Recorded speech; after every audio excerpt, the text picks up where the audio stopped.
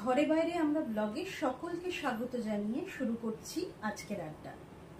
আর আমার আজকের আড্ডায় আমার সঙ্গী যিনি, আমার মনে হয় না তার কোনো ডিজিটাল পরিচয় বা ডিজিটাল পরিচয়ের হাতে খড়ি হওয়ার কোনো প্রয়োজন আছে।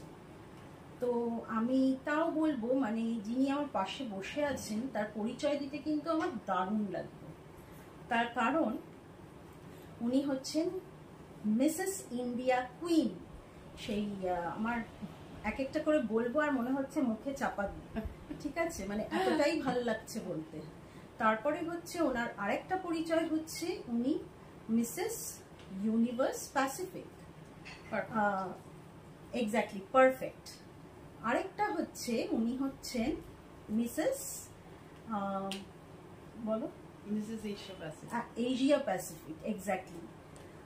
যাই হোক, এই জার্নিটা উনি কিভাবে এই জার্নিটার মধ্যে দিয়ে গেছেন আমরা সেইটা সব থেকে আগে শুনবো।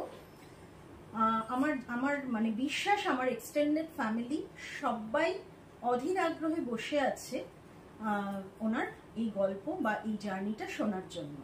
ওনার নাম মিসেস সুপর্ণা মুখার্জি।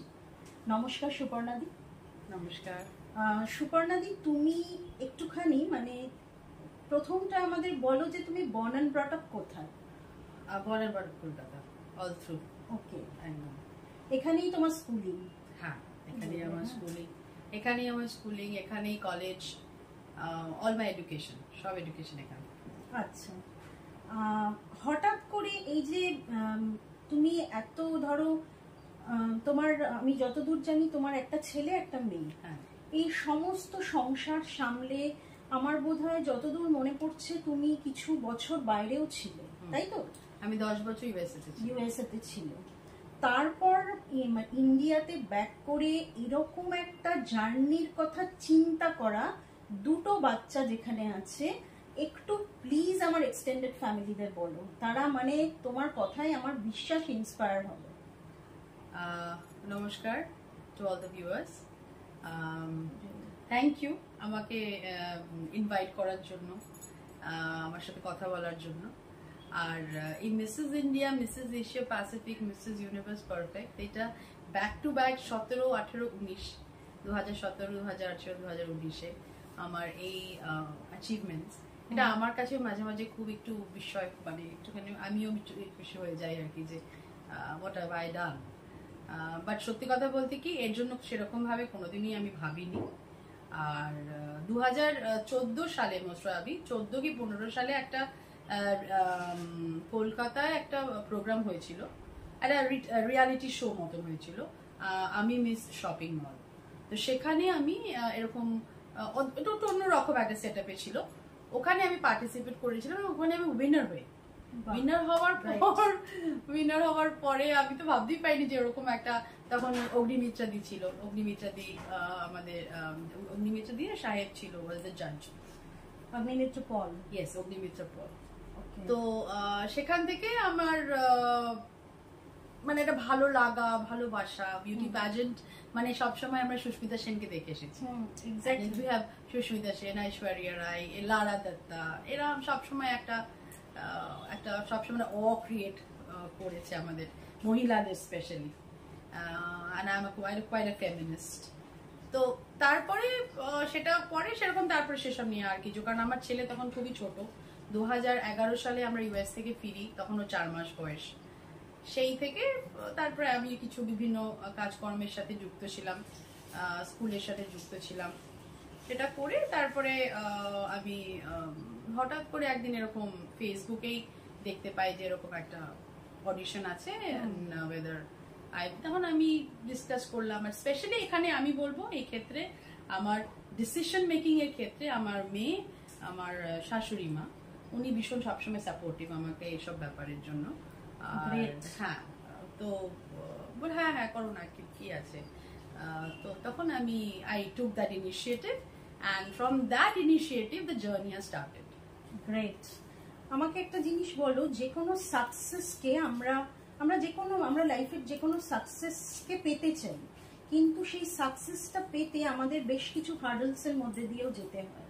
তো আমার মনে হয় মানে জানি না তোমাকে কতটা কি করতে হয়েছে, যদি সেই এক্সপেরিয়েন্সটা একটু শেয়ার করো, মানে কোনো হার্ডলস এর মধ্যে দিয়ে তুমি গেছো কিনা, মানে এই জার্নিটাতে, মানে স্পেশালি তোমার এই যে মিসেস ইউনিভার্স, মিসেস ইন্ডিয়া, এই জার্নিটাতে আমাকে বলো। দেখো, সাকসেসের ডেফিনিশন এক একজনের কাছে এক এক রকম, কে কিভাবে সাকসেসটাকে দেখছে। আর শুধু ক্রাউন জিতলেই যে সে সাকসেসফুল, আর ক্রাউন না জিতলে যে সাকসেসফুল নয়, সেটা আমি কখনোই মানি না। কারণ এই যে জার্নিতে যে একটা মানুষ অনেক কিছু শিখছে, জানছে, বুঝছে, কারণ এটাও তো একটা journey. Journey is itself a process. আজকে আমি যেরকম ছিলাম, এসব আফটার মিসেস ইন্ডিয়া আমি নিজেকে যখন দেখলাম যে I am totally different individual altogether, একটা 360 ডিগ্রি একটা over change I could notice in myself, lot of confidence. আমি বাইরের জগতের সাথে নিজেকে, I started going out, I started going to events, people started knowing me as a different individuality, তো একটা different personality. তো অটোমেটিক্যালি আমার ভেতরে যে মানে যে সত্তাগুলো আছে, যেগুলো হয়তো আগে সেরকম প্রকাশ পায়নি, সেটা আমি করতে পেরেছি। এবং তার জন্য ডেফিনেটলি আমার মনে হয় hard work is very important, perseverance is very important, আর ডেডিকেশন ইজ ভেরি, তিনটে জিনিস আমি ভীষণ ফলো করি। আর আরেকটা জিনিস আমার মনে হয়, যেটা আমি বলবো, যেটা আমি যখন মিসেস ইন্ডিয়ার জন্য প্রিপারেশন নিচ্ছিলাম, আমি 1 সপ্তাহের জন্য পুনেতে গেছিলাম একটা ওয়ার্কশপের জন্য। তো ওখানে একজন ম্যাম আছেন, doctor Ritika Ramtri, she is a pageant coach. So উনি মেয়েদের তৈরি করেন আর কি। So I just wanted to know that what is it all about.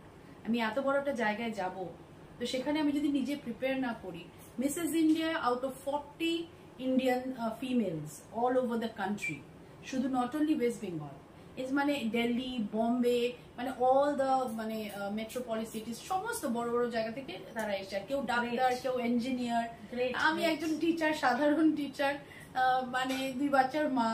আমাকে অনেকেই বলেছিল যে কি দরকার, আমার মনে হয় না তোমার হবে, এরকমও বলেছিল, ডাইরেক্ট বলেছিল আমাকে।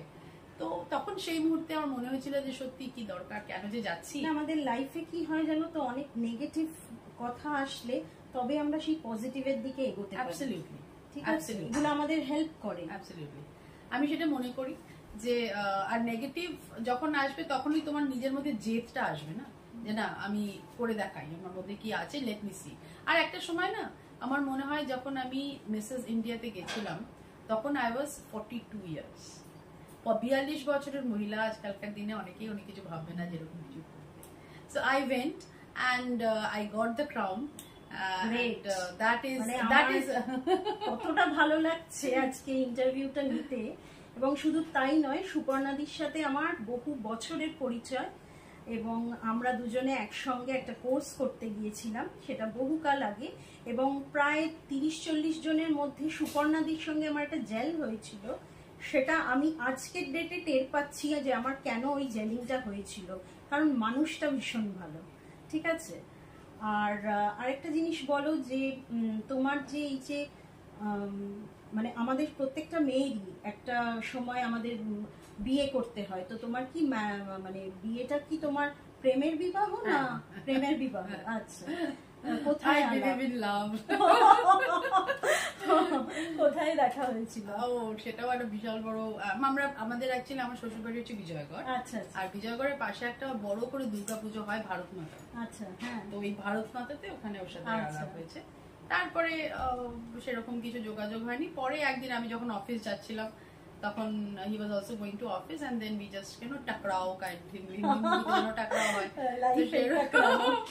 then we got got bumped into each other and then the silsila started, যদিও সেইভাবে নয়, but again later it got into, আচ্ছা, মানে ওইভাবে। আর সেরকম মানে ও বিদেশে চলে গেছিল, ও তো ম্যাক্সিমাম সময় বিদেশেই থাকতো।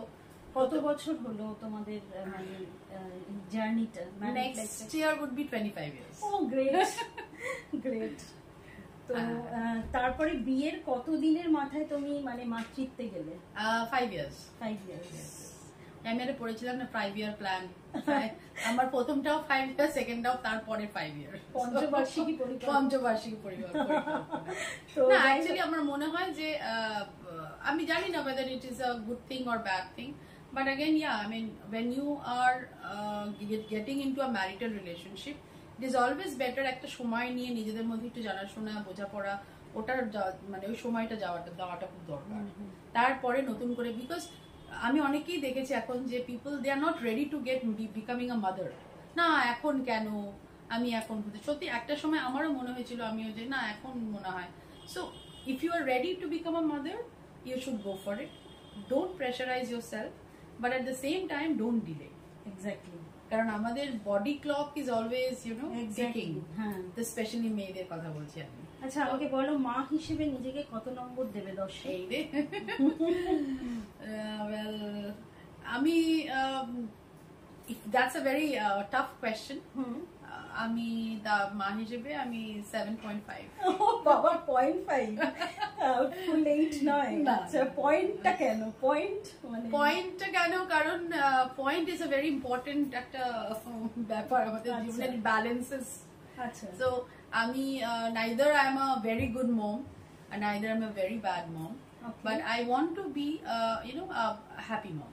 Okay, that is my goal. আচ্ছা, সুপর্ণাদির কিন্তু এই পরিচয়গুলো ছাড়াও আরেকটা বড় পরিচয় আছে, এবং সেই পরিচয়টা কিন্তু আমি সুপর্ণাদির নিজের মুখ থেকেই শুনবো এবং আমার এক্সটেন্ডেড ফ্যামিলি সকলকে শোনাবো। সুপর্ণাদি বলো যে তুমি রিসেন্ট কি নিয়ে কাজ করছো? আচ্ছা, রিসেন্ট আমি দুটো জিনিস নিয়ে কাজ করছি।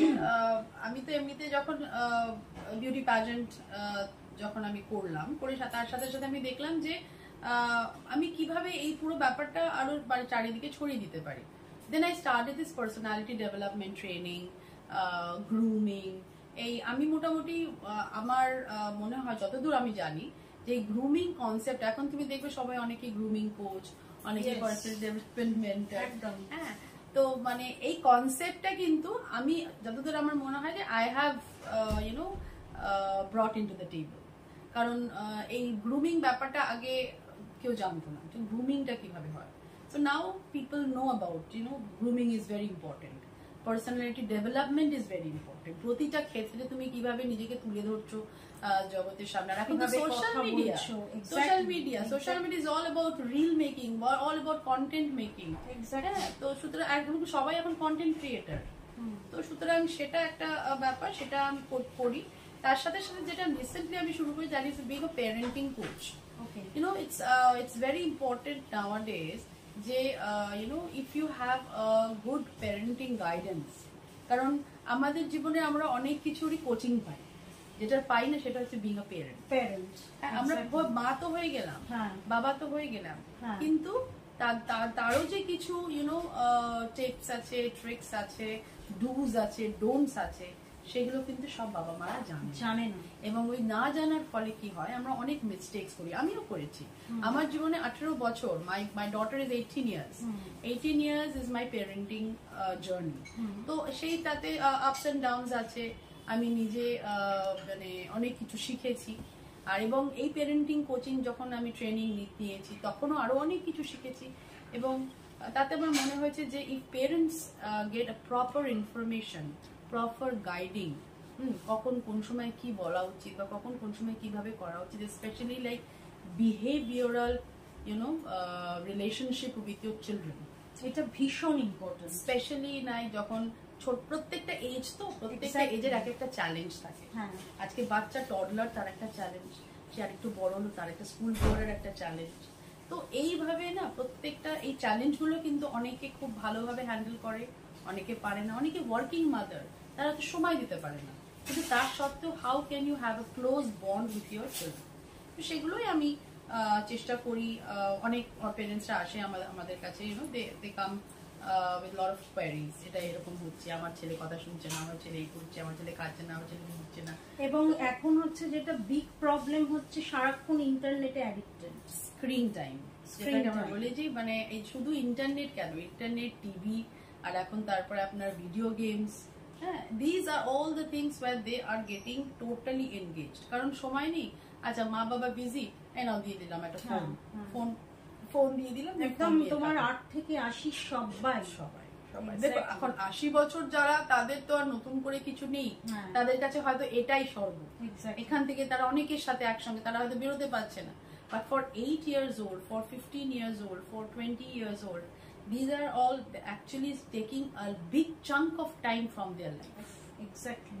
ওই সময়টা নিয়ে আসল সময়। Exactly. কারণ আমরা অনেকেই জানি না যে মানে স্পেশালি মায়েদের মা বাবাদের বলছি যে অনেকেই হয়তো এখন জানে, এখন অনেক তো চারিদিকে এভরিওয়ান ইজ অ্যাওয়্যার অনেক কিছুর ব্যাপারে। তো এই যে যখন আমরা এই বাচ্চারা যখন স্ক্রিন টাইম করছে, প্রত্যেকটা চাইল্ডের এজ অনুযায়ী একটা পার্টিকুলার স্ক্রিন টাইম ধার্য করা থাকে, তার থেকে বেশি হলে কিন্তু it will effect your brain, and when it affects your brain, the entire thing will be disturbed. Concentration power, the attention power, memory power, everything will be disturbed. সেই জন্য আমরা বারবার করে বলি প্যারেন্টসদের যে স্ক্রিন টাইমটা যত সম্ভব কমান, আর ওই স্ক্রিন টাইমটার বদলে ask them to learn something creative.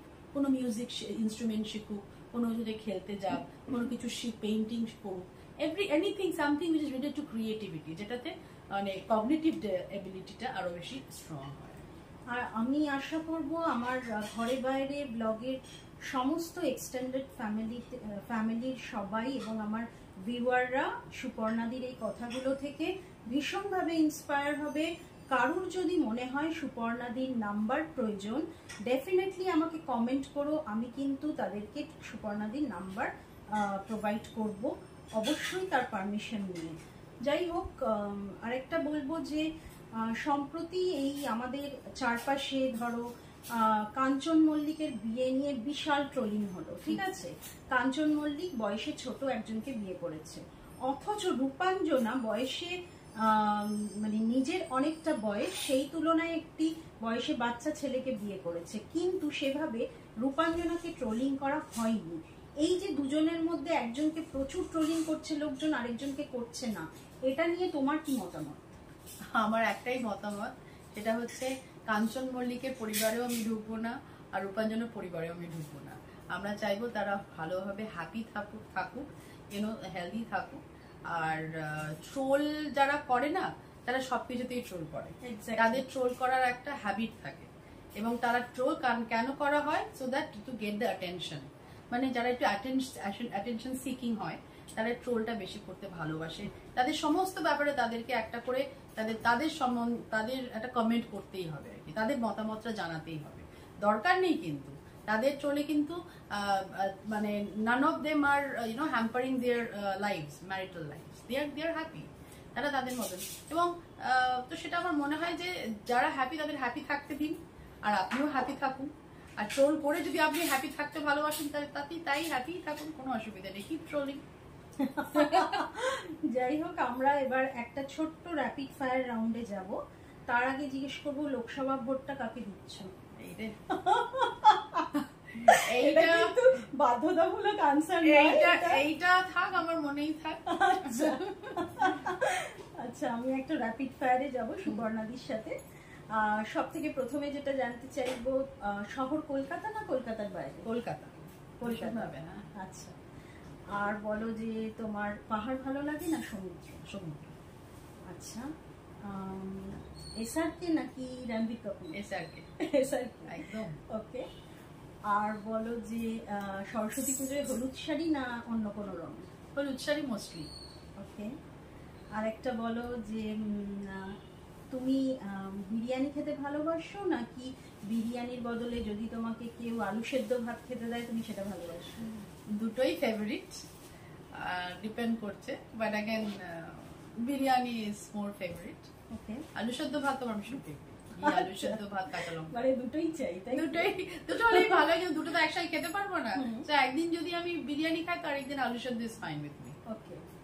আরেকটা বলো যে এই তোমার যে এই এত সুন্দর ফিগার, ঠিক আছে, এতটা মানে এই জার্নিটার মধ্যে দিয়ে তুমি গেছো এবং নিজে আমার তোমাকে দেখে যেটা মনে হচ্ছে তুমি ভীষণ কনসিয়াস নিজের ব্যাপারে, তো তুমি আমার ফ্যামিলিদের যদি একটু টিপস দাও যে তাদের রেগুলার নিজেকে ভালো রাখতে কি করা উচিত?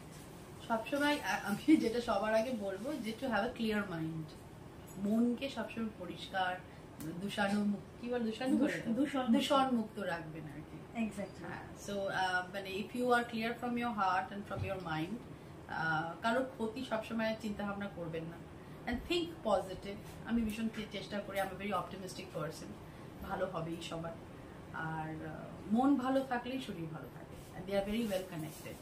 হ্যাঁ, অবভিয়াসলি এক্সারসাইজেস সবাই করে, ভালো খাবার সবাই খায়, সবাই আজকাল খুব সচেতন এসব ব্যাপারে। But again, apart from that, there should be a balance between a mental health and the physical health. So that's very important. আমি সেটা সবসময় বলি সবাইকে, মানসিক দিকটাও কিন্তু ভীষণ দরকার সবার। ঘরে বাইরে আমরা ব্লগে এসে তোমার কেমন লাগছে? খুবই ভালো লাগছে, আর তোমার সাথে দেখা হলো এতদিন বাদে সেটাও খুব ভালো লাগছে। আর যদি আমার কথা, আমার what ever I have shared মানে মাই ভিউজ যদি দর্শকদের ভালো লেগে থাকে তা আরো ভালো লাগবে। আর হ্যাঁ, যদি কারোর প্যারেন্টিং নিয়ে কোনো রকম কোনো প্রশ্ন থাকে, I am always there to support. আর সবাই খুব ভালো থাকবেন, এটাই আশা। আজকের মতো তাহলে আড্ডাটা এখানেই শেষ করছি। যদিও সুপর্ণাদির সাথে আড্ডা চলবে, কিন্তু সেটা ক্যামেরার ওপারে। আর মানে যেটা বলবো যে যদি আমার আর সুপর্ণাদির এই আড্ডাটা আপনাদের সকলের ভালো লেগে থাকে, তাহলে প্লিজ লাইক করবেন, পজিটিভ নেগেটিভ যে কমেন্টই হোক না কেন করবেন। সব কমেন্টই আমাদের এগিয়ে যেতে সাহায্য করবে। পারলে চ্যানেলটা সাবস্ক্রাইব করবেন, আমাদের ভালো লাগবে। আজকে তাহলে এখানেই আসি। Thank you so much.